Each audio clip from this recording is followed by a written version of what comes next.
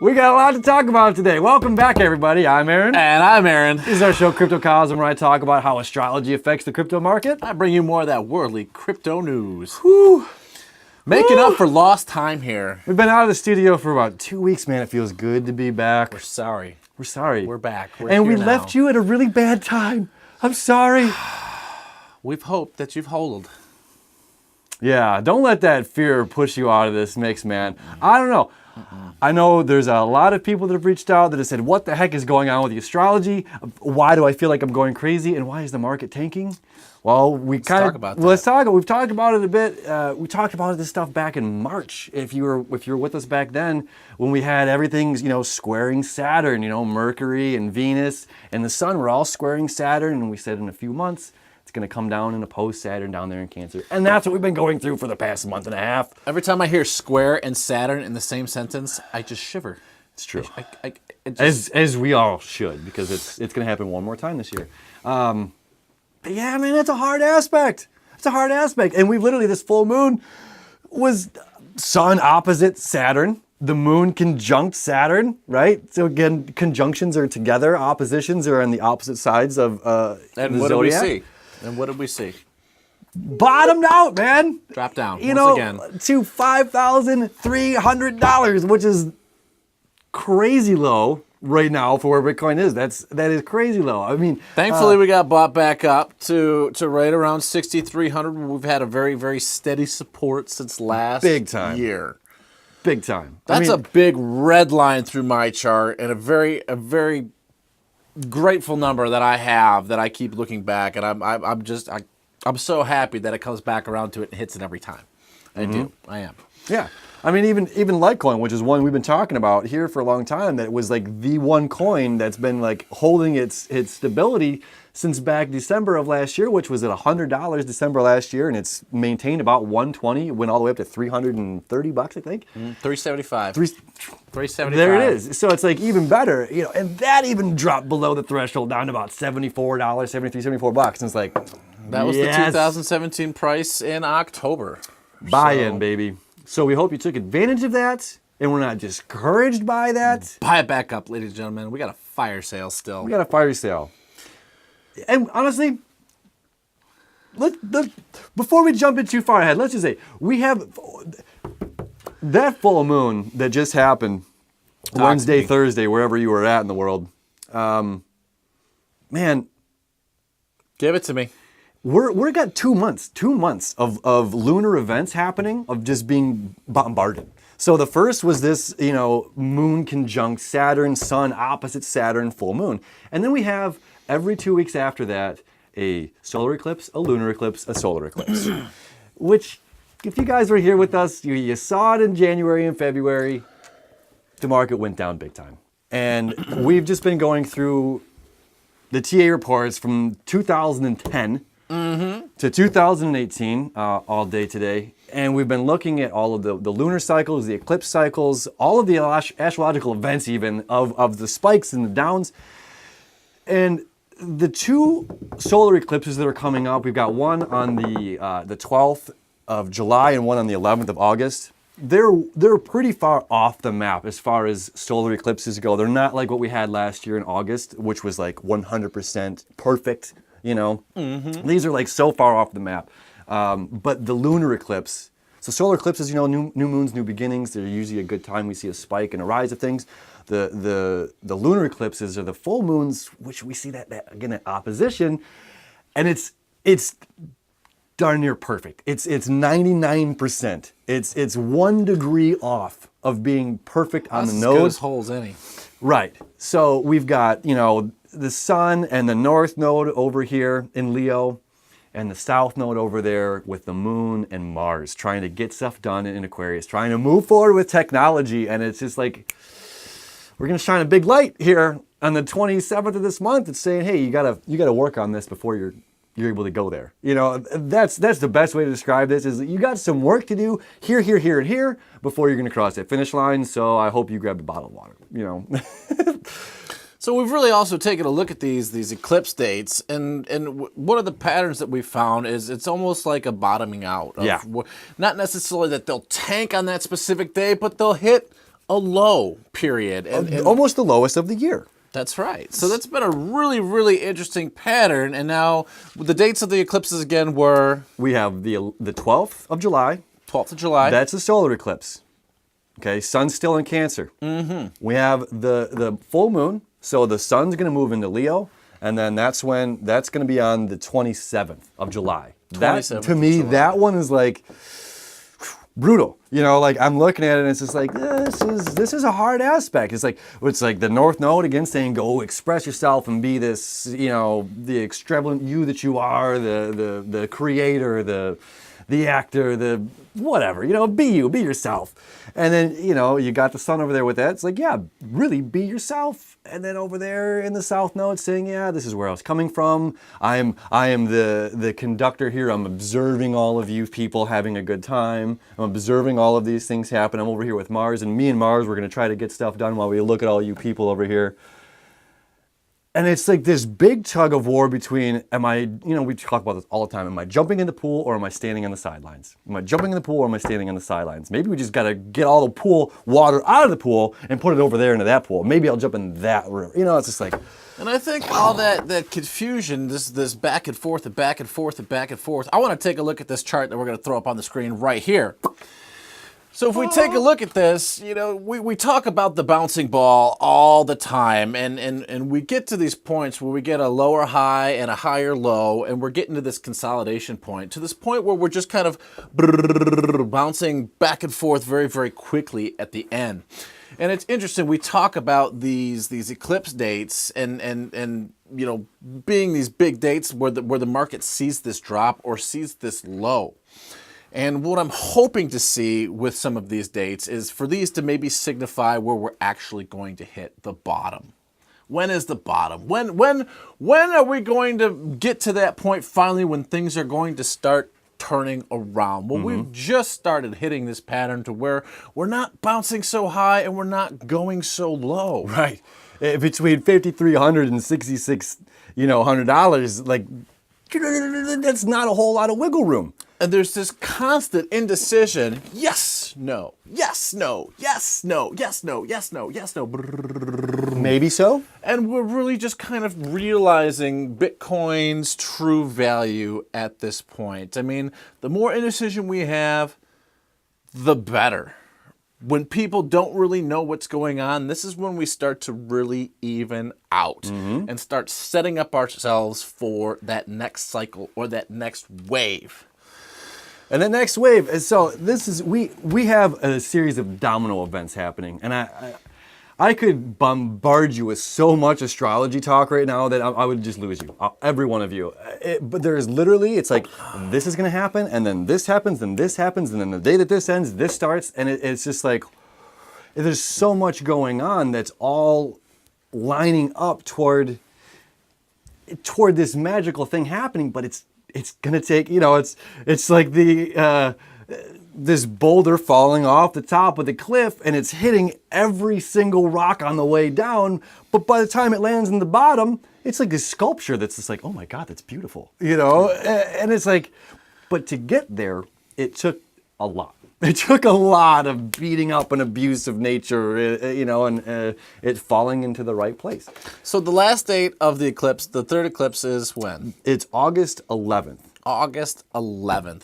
Now, according to the chart that we just showed right here, we're looking at right around, I mean, we're nearing the end of this wedge that we're coming up to. So if we have this bull flag pattern, we're really looking at the end of the wedge come the end of August and leading into September, and where we're looking at breaking out of that pattern. So it's according to the transactional analysis and the actual moon, the stars, the sun, and everything, it's looking like it's lining up really, really well. I leave the planets to you, my friend. It really is. That's why I've got you. But it's fantastic how these two are lining up, and some of these big events that maybe that will be the bottom. Right. And we're going to be keeping a close eye on those. Absolutely. Leading up to you know, this has been this grand water trend that's been happening over the past month or so. It's been hard. You know, first it was Venus, then Mercury, then the sun. And it's just like, first we're going to transform, again, what we what we desire and what we want, our physical belongings, our possessions. We need to change the idea of what those things are, right?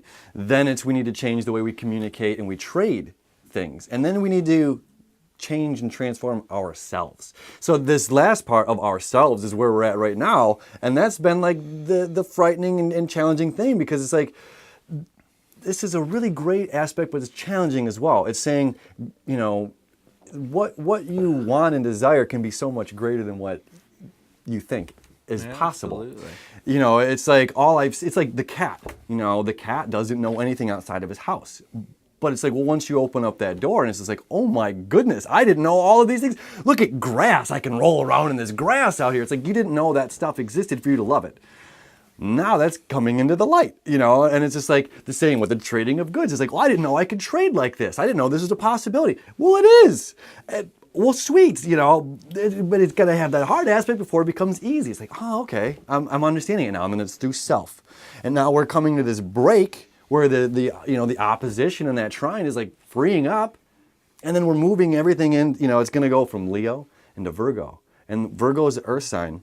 So we're going to have Saturn up there in Capricorn, Pluto up in Capricorn, earth sign. We're going to have Mercury, Venus, and Mars all hitting Virgo here. And then Uranus is in Taurus, earth signs. So now we're getting this grand, which is like the manifestation of physical things, you know, money being one of those things, which is really great.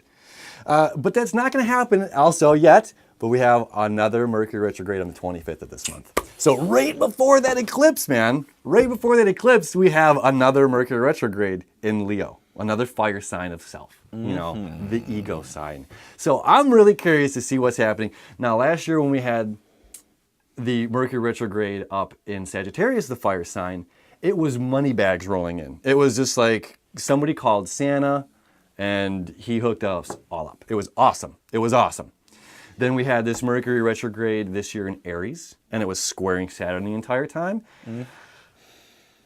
And everybody kind of panicked and sold everything. And the market went down. There's Saturn again at work.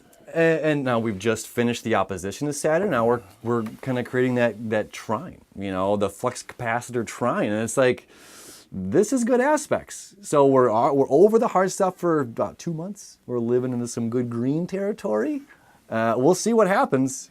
But then the end of August and September, we're going to get hit with that square again. So just putting that out there for you. Well, let's see what happens. I'm hoping that we're looking towards the bottom. We're finding that bottom date.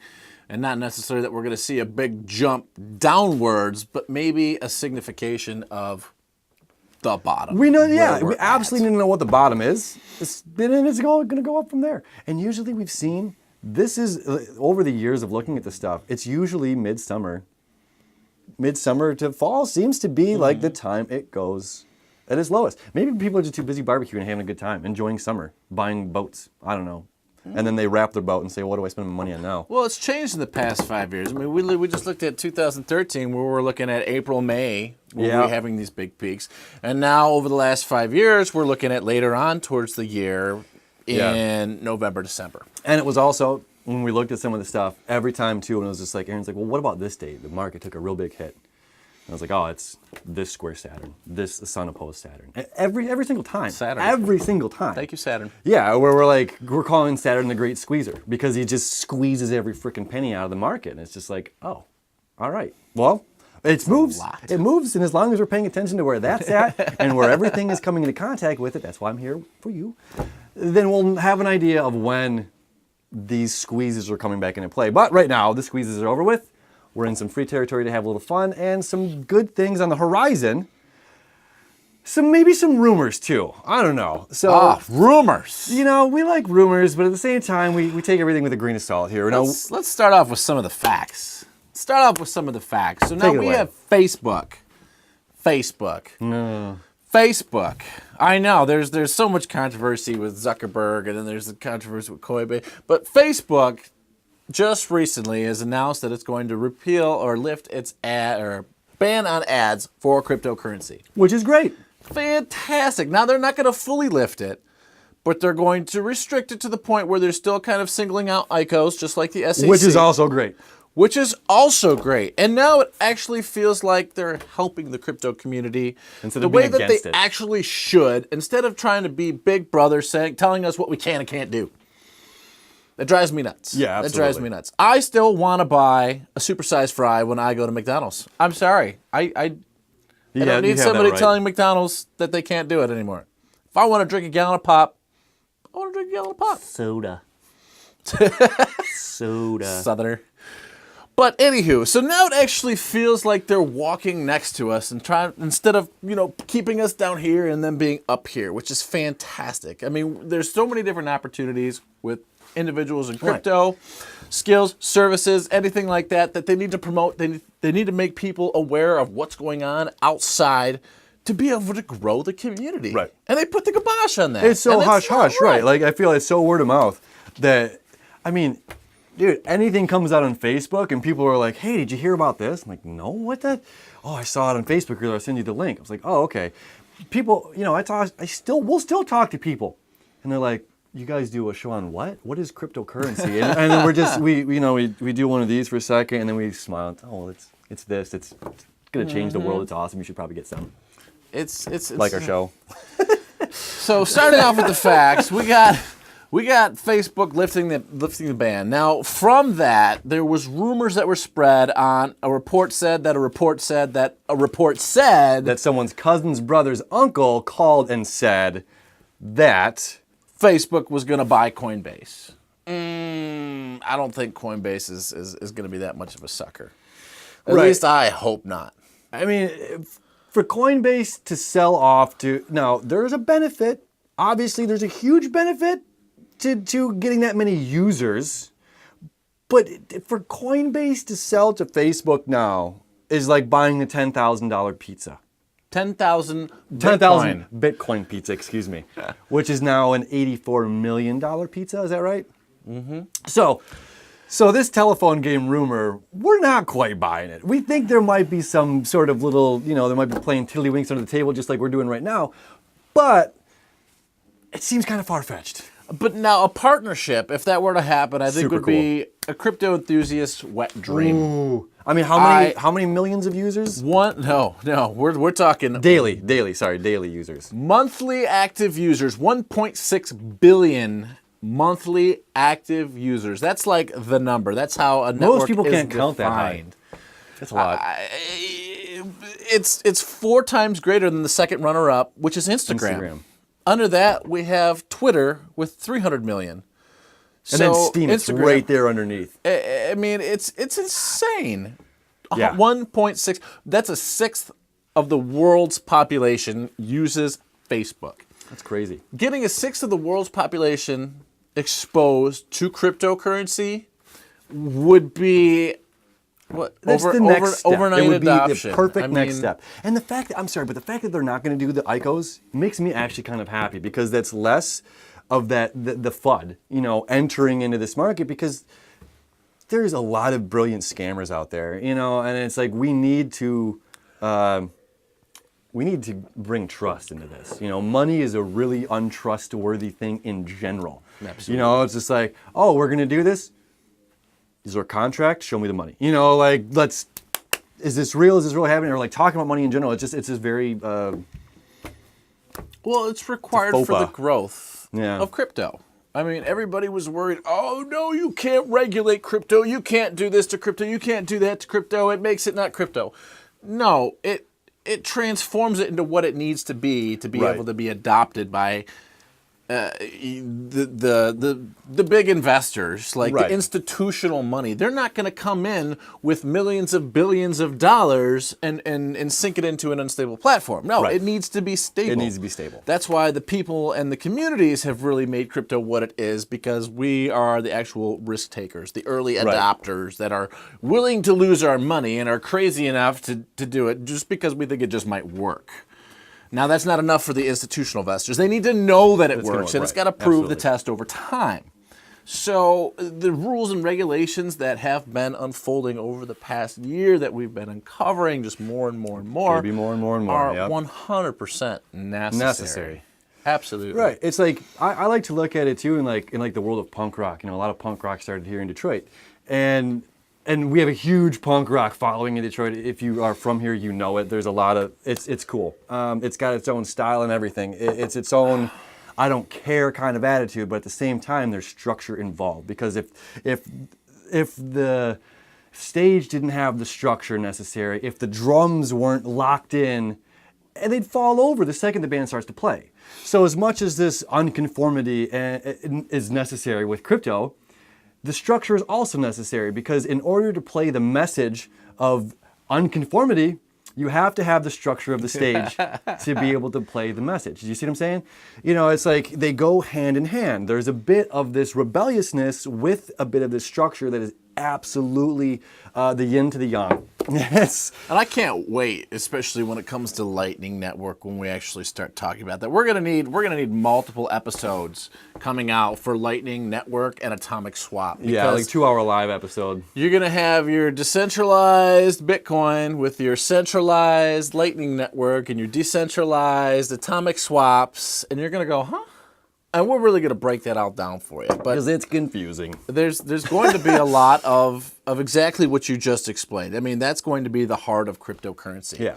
And while you might have a group of individuals that maybe could take over Bitcoin, or could take over this coin, or could take over that coin, it's the network of coins that's decentralized in themselves that are now going to be interchangeable between themselves. So even if you have some groups that take over 1 or 2 or 3, it's like they can't take over them all. Right. And they're all going to be interacting between each other, which is one of the big realizations that I've had lately over the past couple months researching Lightning Network and things like that. That's going to be coming out over, I would probably say, the next year, 2019. For Atomic Swaps. They said it was going to be this year. It's in its testing phases, but as we move along, I mean, we're just going to be breaking boundaries left and right. And it's going to be interesting to see how those rules and regulations catch up to that, because it's going to be, it's almost like you let it out of Pandora's box. Right. And it's growing to the point of, can they even catch up? So it's really going to be interesting to see how that works and how all of these systems are going to decentralize it. Yeah. In itself, and we're going to be naturally connected. You and I, everybody is going to be connected to everybody. I was watching a documentary on the Pirate Bay. The Pirate Bay, the torrent ThePirateBay.com, thepiratebay.io, thepiratebay.se, .org. Geniuses. And they have them in the courtroom, and they were like, yes, you guys have taken us down, and you failed. And they're sitting in this courtroom, and they're like, we welcome you to come and fail again. And as confident as could be, it was amazing on how you can't stop the power of the people's connection to the people. You can try and shut this down. You take one down, 4 more pop up in its place. It's like cutting the head off of a hydra. And it just keeps growing more. It reminds you of the V for Vendetta. Have you ever seen the end of V for Vendetta? And they're all standing there at Parliament with the masks on. And it's like, the power is in the people. The power is in you and me and in Aaron and his family and my family and friends. And it's just like, if we all unite, we're not talking about, anarchy or anything like that, but we're saying, right, the power is within us, and it's in what we choose to spend our money on, what we choose to gravitate towards, what we choose to do with our time and money. Every dollar is a vote. Every dollar is a vote. So how do you choose to live it? What are you voting on? I'm voting for crypto. I'm voting for this new world order here. Is that right? A new world order? It sounds kind of weird, but it's kind of it's going to be new. Is it going to be what everybody thinks it was going to be, led by government? I don't think so. I don't think the power is going to stay there. Well, that's the beauty of the astrology. Let's for a quick moment, let's talk about that. We're getting to the coming end there. But that's what this Pluto and Capricorn and Saturn and Capricorn is all about. It's taken 1,300 years for that to come back full circle. It takes 242 years for Pluto to come back around. And America's about to hit its Pluto return when it goes back into Aquarius in 2024, which is really interesting. Like, not only are we moving into the dawn of Aquarius, as that is signifying the time of the change from moving again from Taurus to Aries to Aquarius, the Christ consciousness, the Godhead, the Pisces, the fish, right? And now we're moving into Aquarius, the community, the future, the water bearer. It's really interesting on where these times are going and how America's coming back full circle to that. You know, you will never have a polluter return. I will never live to be 240 some years old. But this country and what it was founded on, when it's coming back around and saying, well, the structure and the foundation of what this was to what it is has changed. And the people, you and I, and what we're voting for, we're changing it. And this is what we're voting for. How cool is that, man? Come on, like seriously. Come on. Beautiful time, ladies and gentlemen. A beautiful time. And as always, a little bit of positivity. I'm taking over today. Oh, do it. Hit me. True wisdom card of the day. The link in the bottom if you guys want to pick this up. It's just a deck of playing cards with some cool quotes. Always remember that you are absolutely unique, just like everyone else. Margaret Mead. Love it. Ooh, that's stuck. Thanks again for joining us here. Don't forget to like, share, and subscribe, and hit that notification button down at the bottom so you guys don't miss a beat. Joining us here on Crypto Cosm.